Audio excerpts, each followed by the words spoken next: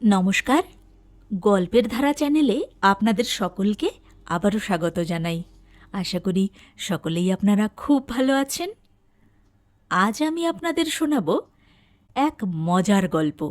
তবে গল্পটিকে শুরু থেকে কিন্তু খুব ভালো করে মন দিয়ে শুনতে হবে। গল্পটি লিখেছেন পরশুরাম। গল্পের নাম জটাধরের বিপদ। শুনতে থাকুন আজকের গল্প। নূতন দিল্লির গোল মার্কেটের পেছনের গলিতে কালীবাবুর বিখ্যাত দোকান ক্যালকাটা টি কেবিন। এই আড্ডাটির নাম নিশ্চয়ই আপনারা শুনেছেন। 17ই পৌষ, সন্ধ্যা 6টা। পেনশনভোগী বৃদ্ধ রামতারুণ মুখুর্জে, স্কুলমাস্টার কপিল গুপ্ত, ব্যাংকের কেরানি বীরেশ্বর সিংগি, কাগজের রিপোর্টার অতুল হালদার এবং আরও কয়েকজন আছেন। আজ নিউ ইয়ার্স ডে, সেই জন্য ম্যানেজার কালীবাবু একটু বিশেষ আয়োজন করেছেন। মাংসের চপ তৈরি হচ্ছে। রামতারণবাবু নিষ্ঠাবান সাত্ত্বিক লোক, কালীবাড়ির বলি ভিন্ন অন্য মাংস খান না। তার জন্য আলাদা উনুনে মাছের চপ ভাজবার ব্যবস্থা হয়েছে। সিগারেট, তামাক আর চপ ভাজার ধোঁয়ায় ঘরটি ঝাপসা হয়ে আছে, বিচিত্র গন্ধে আমোদিত হয়েছে। উপস্থিত ভদ্রলোকের জন কয়েক পাশা খেলছেন, কেউ খবরের কাগজ পড়ছেন, কেউ বা রাজনীতিক তর্ক করছেন। অতুল হালদার বললেন, ওহে কালীবাবু, আর দেরি কত? চায়ের জন্য যে প্রাণটা চ্যা চ্যা করছে, কিন্তু খালি পেটে তো চা খাওয়া চলবে না। চটপট খান কতক ভেজে ফেলো। কালীবাবু বললেন, এই যে স্যার, আর 5 মিনিটের মধ্যেই চপ রেডি হয়ে যাবে। এমন সময় জটাধর বক্সী প্রবেশ করলেন। চেহারা আর সাজ ঠিক আগের মতোই আছে। 6 ফুট লম্বা, মজবুত গড়ন, কাইজারি গোফ, গায়ে কালচে খাকি মিলিটারি ওভারকোট, মাথায় পাগড়ির মতন বাঁধা কমফর্টার, অধিকন্তু কপালে গুটি কতক চন্দনের ফুটকি আর গলায় একছড়া গাঁদা ফুলের মালা। ঘরে ঢুকেই বাজখাই গলায় বললেন, নমস্কার মশাইরা, খবর সব ভালো তো? বীরেশ্বর সিংগি একটু আঁতকে উঠলেন। রামতারণবাবু রেগে ফুলতে লাগলেন। কপিল গুপ্ত সহাস্যে বললেন, আসতে আজ্ঞা হোক জটাধরবাবু, আপনি বেঁচে উঠেছেন দেখছি, আজকেও ভূত দেখাবেন নাকি? পটকার মতন ফেটে পড়ে রামতারণবাবু বললেন, তোমাকে পুলিশে দেব, বেহায়া ঠক জোচ্চোর, ভূত দেখাবার আর জায়গা পাওনি? জটাধর বক্সী প্রসন্ন বদনে বললেন, মুখুজ্জে মশাইয়ের রাগ হবারই কথা। আমার রসিকতা একটু বেয়াড়া রকমের হয়েছিল, তা মানছি। মরা মানুষ সেজে আপনাদের ভয় দেখিয়েছিলুম, সেটা ঠিক হয়নি। তার জন্য আই এম ভেরি সরি। মশাইরা যদি একটু ধৈর্য ধরে আমার কথা শোনেন তো বুঝবেন আমার কোনো কুমতলব ছিল না। রামতারণ মুখুজ্জে ক্রুদ্ধ বিড়ালের ন্যায় মৃদুমন্দ গর্জন করতে লাগলেন। কপিলগুপ্ত বললেন, কি বলতে চান বলুন জটাধরবাবু। অতুল হালদারের পাশে বসে পড়ে জটাধর বললেন, মশাইরা নভেল পড়ে থাকেন নিশ্চয়ই? প্রেমের গল্প, বড় ঘরের কেচ্চা, ডিটেকটিভ কাহিনী, রূপসী বোম্বেটে, এইসব। তার জন্য কিছু পয়সাও খরচ করে থাকেন। কিন্তু বলুন তো, গল্পের বইয়ে কিছু সত্যি কথা পান কি? আজ্ঞে না। আপনারা জেনে শুনে পয়সা খরচ করে ডাহা মিথ্যে কথা পড়েন। তা শরৎ চাটুর্যেই লিখুন আর 5 কড়ি দিয়েই লিখুন, কেন পড়েন? মনে একটু ফুর্তি, একটু সুড়সুড়ি, একটু টিপ্পুনি, একটু ধাক্কা লাগাবার জন্যে। গল্প হচ্ছে মনের ম্যাসাজ, চিত্তের দলাই মলাই। পড়লে মেজাজ চাঙ্গা হয়। আমি কি এমন অন্যায় কাজটি করেছি মশাই? রামতারণবাবু প্রবীণ লোক, ওকে ভক্তি করি। ওর সামনে তো ছ্যাবলা প্রেমের কাহিনী বলতে পারি না, তাই নিজেই নায়ক সেজে একটি নির্দোষ পবিত্র ভূতের গল্প আপনাদের শুনিয়েছিলুম। রামতারণ বললেন, তোমার চা, চুরুট, পানের জন্য আমার যে 14.5 আনা গচ্চা গিয়েছিল, তার কি? তুচ্ছ, অতি তুচ্ছ। ৬-৭ টাকার কমে আজকাল একটা ভালো গল্পের বই মেলে না স্যার। আমি সেদিন অতি সস্তায় আপনাদের মনোরঞ্জন করিয়েছিলুম। কপিলগুপ্ত বললেন, যাই হোক, কাজটা মোটেই ভালো করেননি। আচমকা সবাইকে একটা শক দেওয়া অতি অন্যায়। বলেই তো বীরেশ্বরবাবুর হার্ট ফেল হতো। জটাধর হাত জোড় করে বললেন, আচ্ছা, সে অপরাধের জন্য মাপ চাইছি। আজ তার দণ্ডও দেব। ও ম্যানেজার কালীবাবু মশাই, বিস্তর চপ ভাজছেন দেখছি। এক একটার দাম কত? 6 না? বেশ বেশ, তা সস্তাই বলতে হবে। বড় বড় করে গড়েছেন। ভালো মাস্টার্ড আছে তো? ছাতুগোলা নকল মাস্টার্ডে চলবে না, তা বলে দিচ্ছি। এই ঘরে 13 জন খাইয়ে রয়েছেন দেখছি। আমাকে আর কালীবাবুকে নিয়ে 15 জন। প্রত্যেকে যদি গড়ে 4খানা করে চপ খান, তাহলে 15x4x6 না, তাতে হয় 22.5 টাকা। তার সঙ্গে চা, কেক, পান, তামাক ইত্যাদি ধরুন 12 টাকা। এগুলো হলো 35 টাকা। থামুন, আমার পুঁজি কত আছে দেখি। জটাধর পকেট থেকে মানিব্যাগ বার করল এবং নোট গন্তি করে বললেন, কুলিয়ে যাবে, আমার কাছে গোটা 50 টাকা আছে। কালীবাবু, আপনি কিছু বেশি করে মাল তৈরি করুন। এখন মশাইরা, দয়া করে আমার সবিনয় নিবেদনটি শুনুন। আজ আপনারা সবাই আমার গেস্ট। আমার খরচে সবাই খাবেন। না না, কোনো আপত্তি শুনব না। আমার অনুরোধটি রাখতেই হবে, নইলে মনে শান্তি পাব না। কপিলগুপ্ত বললেন, ব্যাপার কি জটাধরবাবু, এত দিল দরিয়া হলেন কেন? জটাধরের মোটা গোফের নিচে একটি সলজ্জ হাসি ফুলে উঠল। ঘাড় চুলকে মাথা নিচু করে বললেন, আপনারা হলেন ঘরের লোক, আপনাদের বলতে বাধা কি? কি জানেন, আজ বড় আনন্দের দিন। আজ আমার শুভ বিবাহ। রামতারণ বললেন, পৌষ মাসে শুভ বিবাহ কিরকম? তুমি ব্রাহ্ম না খ্রিস্টান? আজ বিবাহ, তো তুমি এখানে কেন? আজ্ঞে, আমি খাঁটি হিঁদু। বিবাহের অনুষ্ঠানটি আজ বেলা 11টায় রেজিস্ট্রেশন অফিসে সেরে ফেলেছি। সিভিল ম্যারেজ তো পাজি দেখে হবার জো নেই। রেজিস্ট্রারের মর্জি মাফিক লগ্ন স্থির হয়। বিয়েটা চুকে গেলেই ভাবলুম, এখন তো দিল্লিতে আমার চেনাশোনা বেশি কেউ নেই। মাস্তুতো ভাইয়ের বাসায় উঠেছি। সে আবার পেট রোগা মানুষ, ভালো জিনিস খাবার শক্তিই নেই। কিন্তু বিয়ের দিনে 5 জনে মিলে ফুর্তি, একটু খাওয়া দাওয়া না করলে চলবে কেন?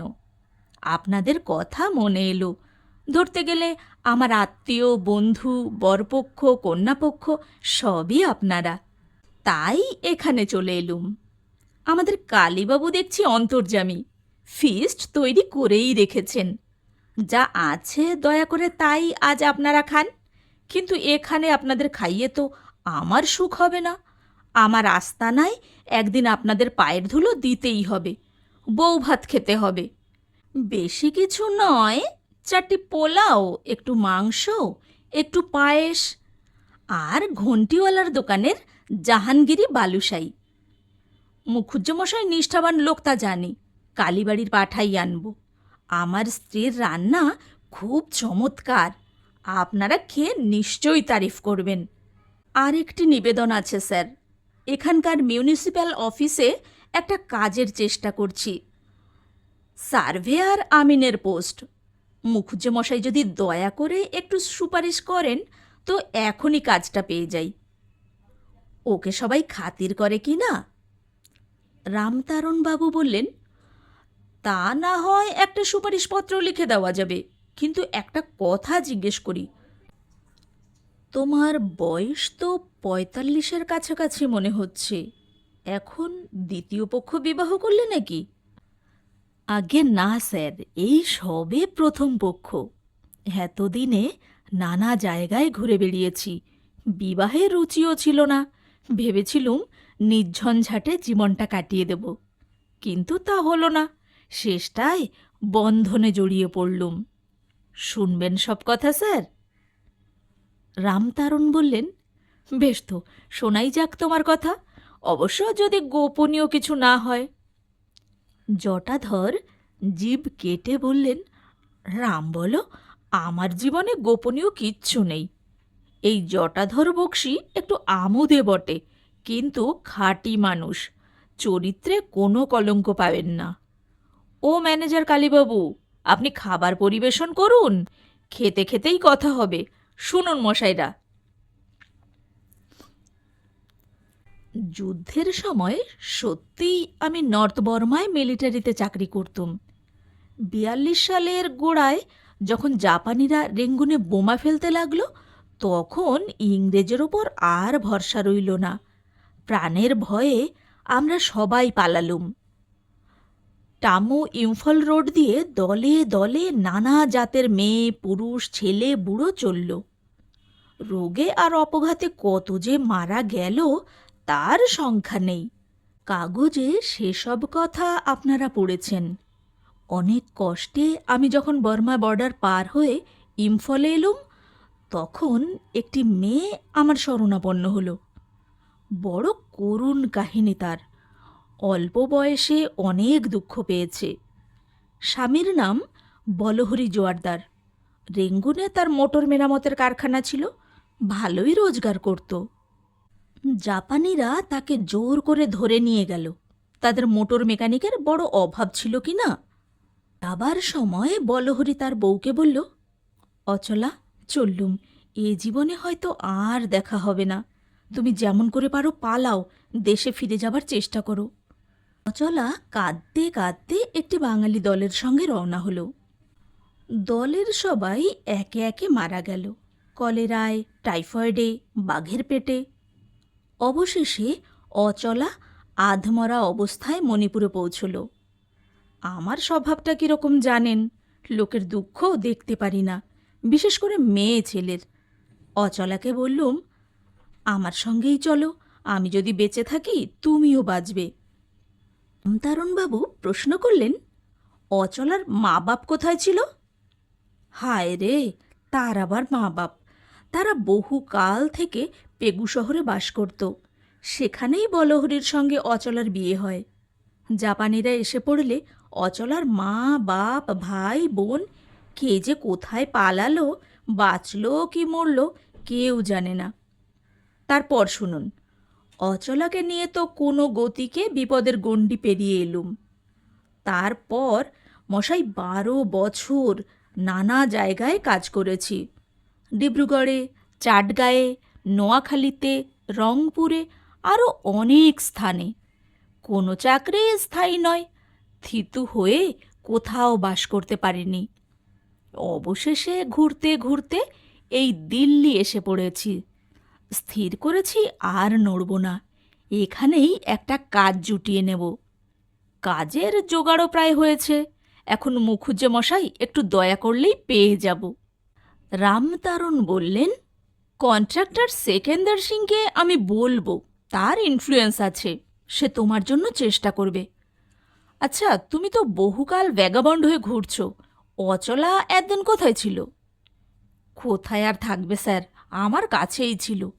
মেয়েটা বড় ভালো, রং তেমন ফর্সা নয়, কিন্তু মুখের খুব শ্রী আছে। প্রথম প্রথম বড় কান্নাকাটি করত, তারপর ক্রমশ সামলে উঠল।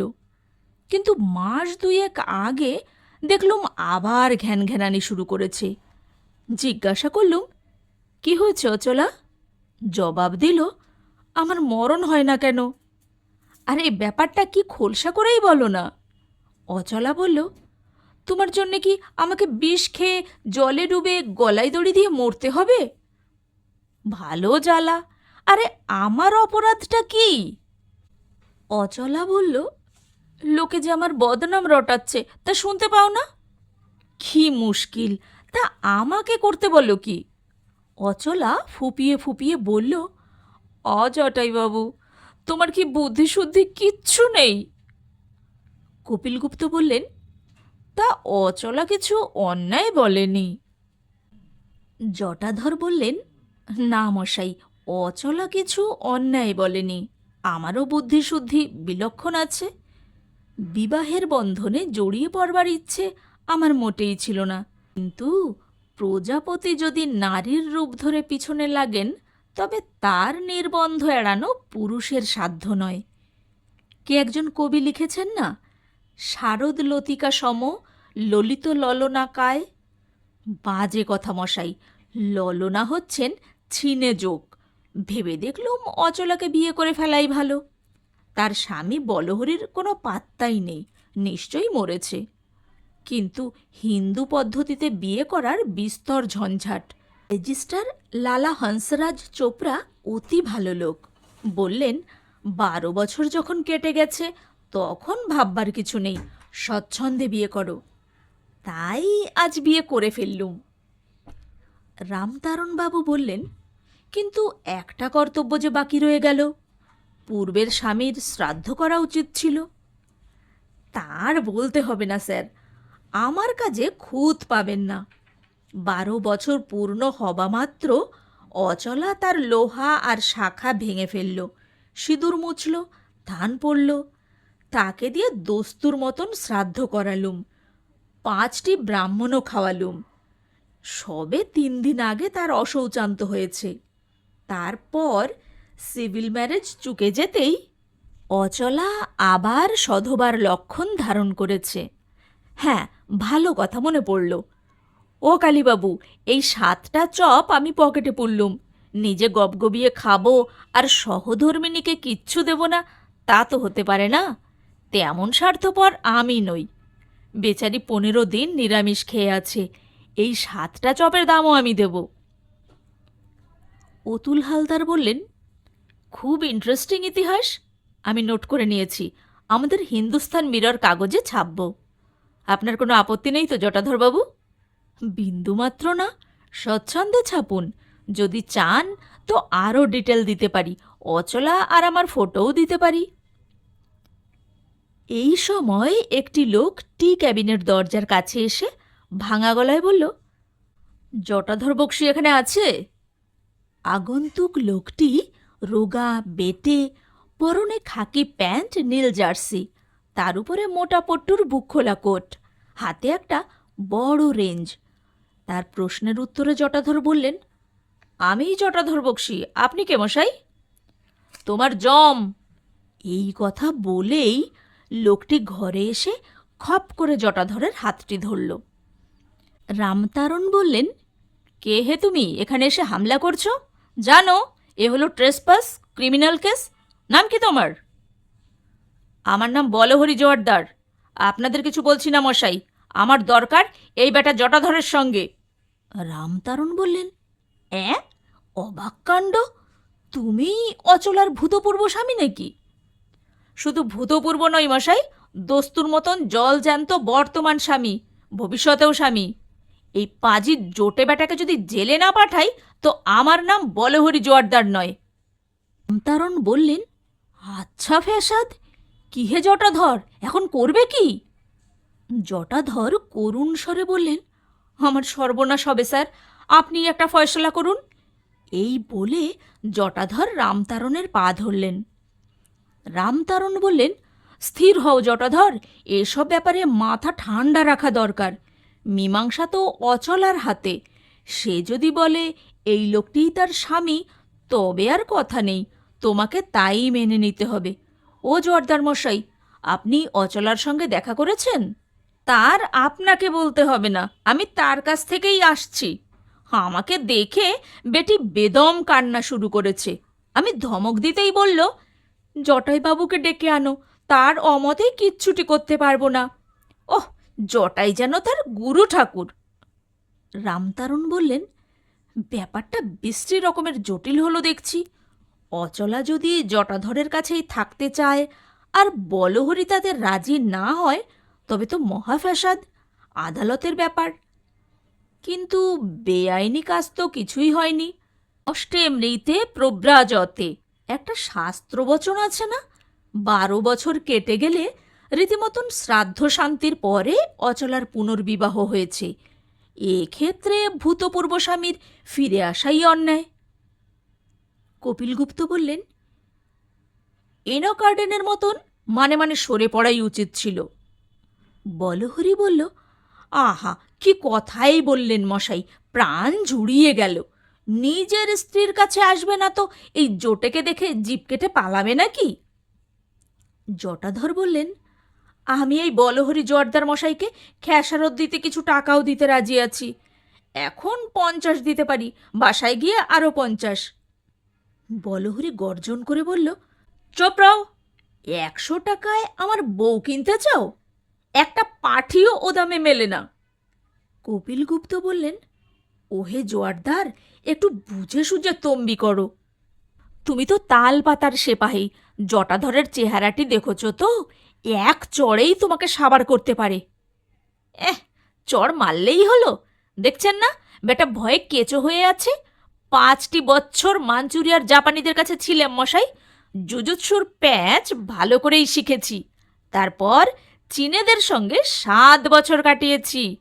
ছাড়তে কি চায়? 3টে কমরেডকে গলা টিপে মেরে পালিয়ে এসেছি। জটাধরকে 2টি আঙুলের টোকায় কাত করতে পারি। চল হতভাগা।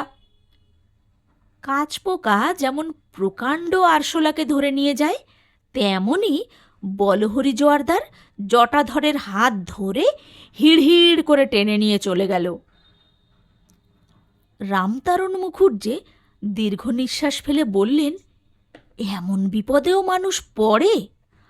আহা, বেচারা আজ দুপুরে বিয়ে করেছে আর সন্ধ্যাবেলাই এই বিচ্ছিরি কাণ্ড। অচলা মেয়েটার জন্যে সত্যিই দুঃখ হচ্ছে। ম্যানেজার কালীবাবু নিবিষ্ট হয়ে হিসেব করছিলেন। এখন উচ্চস্বরে বললেন, চুলোই যা কচলা, আজকের খরচা দেবে কে? জটাধর তো আপনাদের বোকা বানিয়ে সরে পড়ল। কপিল গুপ্ত বললেন, সরে পড়েছে তাতে হয়েছে কি? আমরা তো নিজের নিজের খরচে খেতে প্রস্তুতই ছিলুম। কালীবাবু, তুমি আমাদের নামে নামে বিল তৈরি করো। কালীবাবু বললেন, কিন্তু ওই জটাধর যে নিজেই 12টা চপ, 4খানা কেক আর 4টে বড় পেয়ালা চা খেয়েছে।